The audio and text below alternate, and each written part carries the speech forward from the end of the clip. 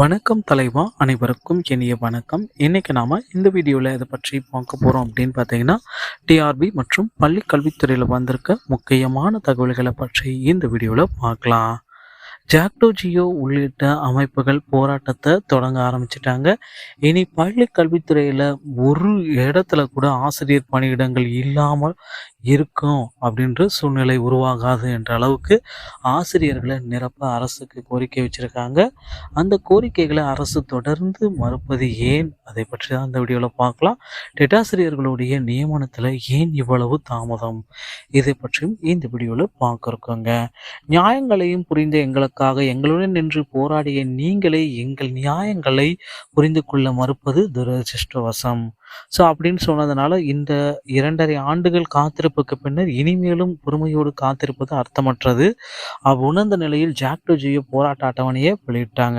So எப்பப்பெல்லாம் நாங்கள் strike பண்ணுவோம், எந்தெந்த இடத்துல ஸ்ட்ரைக் பண்ணுவோம் அப்படின்ட்டு டேட் வைஸாக நமக்கு அனௌன்ஸ்மெண்ட் பண்ணிட்டாங்க ஜாக்டோ ஜியோ.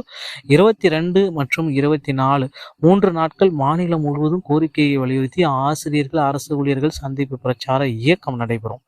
30/1 அன்று மாவட்ட தலைமைகளில் மறியல் போராட்டம். 5/2 9/2 வரைக்கும் அரசியல் கட்சி தலைவர்களை சந்தித்து ஆதரவு கோருவது. பிஜேபி அதிமுகவை தவிர்த்து நோட்டிஃபிகேஷன் கொடுத்துட்டாங்க. 10/2 பார்த்தீங்கன்னா மாவட்ட அளவில் வேலைநிறுத்த போராட்டம். 15/2 அன்று ஒரு நாள் அடையாள வேலைநிறுத்த போராட்டம். 26/2 முதல் காலவரையற்ற வேலைநிறுத்தம். இப்போதாவது எங்களை நேரில் அழைத்து எங்கள் கோரிக்கைகளை முக்கியமான சிலவற்றை நிறைவேற்றுவீர்கள் என்று நம்பிக்கை எங்கள் இதயத்தில் உள்ளது. முதல்வருக்கு கோரிக்கை வச்சிருக்காங்க ஜாக்டோ ஜியோ உள்ளிட்ட அமைப்புகள். ஸோ ஜாக்டோ ஜியோ போராட்டத்தை அறிவிச்சிட்டாங்க. அடுத்த கட்டத்தில் பார்த்தீங்கன்னா அனைத்து ஆசிரியர்கள், டெட் ஆசிரியர்களும் போராட போகிறாங்க, பகுதி நேர ஆசிரியர்களும் போராட போகிறாங்க. இப்படி அனைத்து கட்ட ஆசிரியர்களும் போராட்டத்தில் குதிக்க போகிறாங்க. ஸோ உடனடியாக பார்த்தீங்கன்னா பள்ளிக்கல்வித்துறை அமைச்சர் அன்பில் மகேஷ் பொய்யாமொழி அவர்கள் இந்த கோரிக்கைகள் எல்லாம் ஆசிரியர்கள் டெட் தேர்வில் பணி அமர்த்தப்படுவது எவ்வளோ பேர் அமர்த்துறாங்க, 400 பேருக்கு பணி போடலாமா வேணாமா அப்படின்ட்டு யோசிச்சுட்டு வராங்க. ஸோ கண்டிப்பாக 400 பேருக்கு பணி வாய்ப்பு கிடைப்பதற்கு அதிகப்படியான வாய்ப்புகள் இருக்குது.